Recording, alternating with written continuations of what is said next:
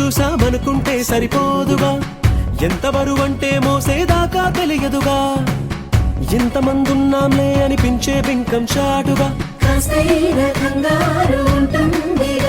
మీకైతే సహజం తీయని బరువై సిరసించే బిడియం, పనులెన్నో పెట్టి మాటలలో వచ్చిందే ఈ సమయం. వాళ్ళమైనా గించేస్తాం, సంతోషంగా మోస్తాం, ఘన విజయం పొందాకే తీరిగ్గా కనిపిస్తాం.